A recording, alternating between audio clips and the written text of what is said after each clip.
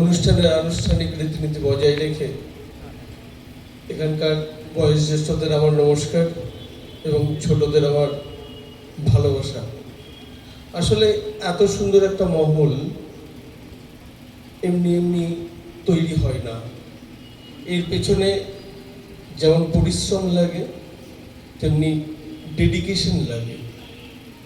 আর এর জন্য রতনবাবু, সাগর, বিশ্বজিৎবাবু, বিশ্বজিৎ এবং আমাদের প্রিয়াঙ্কা, অহনা, অঙ্গনা বা এতদ অঞ্চলের সবার যে কন্ট্রিবিউশনটা আছে সেটা আমরা দেখতে পারি না।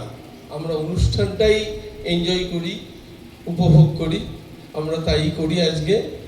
এবং রবীন্দ্রনাথ ও কাজী নজরুল ইসলাম আমাদের পরিবারে, আমরা যেমন আমার সন্তানটা আমার পরিবারের একটা সদস্য, রবীন্দ্রনাথ নজরুল এরা যেন আমাদেরই পরিবারের, এদের থেকে বেরোতে পারি না, আমরা যেন না বেরোতে পারি, এটাই যেন আমাদের সংস্কৃতি হয়।